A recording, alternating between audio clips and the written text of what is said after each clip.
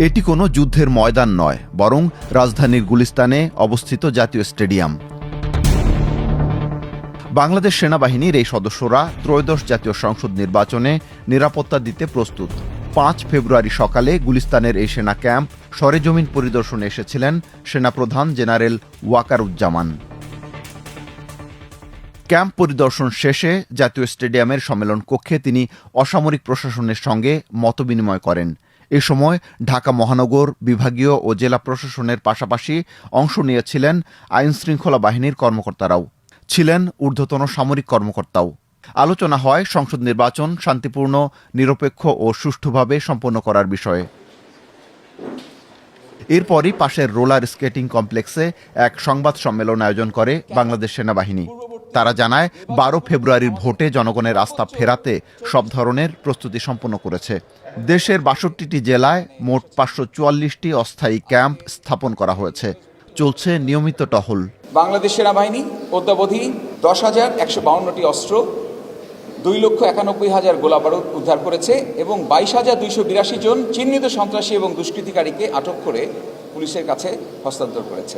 একটি সুষ্ঠু নির্বাচন অনুষ্ঠানের জন্য যে কোনো প্রয়োজনে বাংলাদেশ সেনাবাহিনী যে কোনো দায়িত্ব বা সহযোগিতা দিতে প্রস্তুত থাকবে। এটি হচ্ছে প্রথম উদ্দেশ্য। এবং দ্বিতীয় উদ্দেশ্য ছিল যে সাধারণ জনগণের মধ্যে নির্বাচন সম্পর্কে একটা আস্থার জায়গা তৈরি করা। সম্মানিত সেনাবাহিনী প্রধান আরও আশ্বস্ত করেন যে নির্বাচনের দিন এবং তৎপরবর্তী সময়ে যে সকল জায়গাগুলো বিপদসংকুল, দুর্গম, সেই সকল কেন্দ্রসমূহে নির্বাচন সংক্রান্ত ব্যক্তি বা সরঞ্জামাদি যদি পরিবহন করতে হয় তাহলে সামরিক হেলিকপ্টার এবং জলযান প্রস্তুত থাকবে। নির্বাচন কেন্দ্রিক আইনশৃঙ্খলা পরিস্থিতি নিয়ে সেনাবাহিনীর নিজস্ব কোনো হুমকি বিশ্লেষণ আছে কিনা কিংবা অঘটন ঘটলে বল প্রয়োগ করা হবে কিনা এমন প্রশ্ন করেন সাংবাদিকেরা। যে সম্পূর্ণ নিরপেক্ষভাবে আমরা আমাদের দায়িত্ব পালন করব।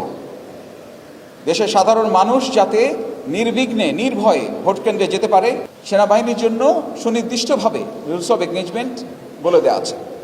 আমরা আইনের আওতায় থেকে সেই রুলস অফ এনগেজমেন্ট অনুসরণ করে আমরা আমাদের দায়িত্ব পালন করে থাকি।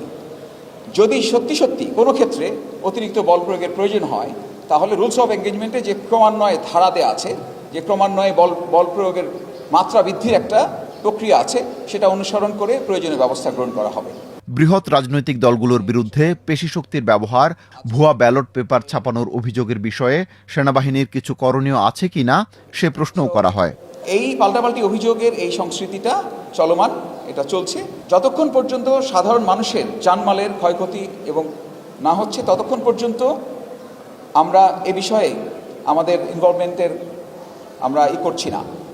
বাট কোনো কারণে যদি অসামরিক প্রশাসন যদি মনে করে যে সেখানে সেনাবাহিনীর হস্তক্ষেপের প্রয়োজন রয়েছে, চাইবা মাত্র যে কোনো সহায়তা প্রদান করিতে বাধ্য থাকিব।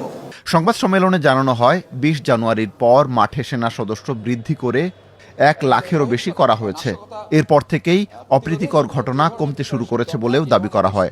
সেনাবাহিনীর প্রত্যাশা, সবার সহায়তায় তারা একটি সুষ্ঠু নির্বাচন উপহার দিতে পারবে।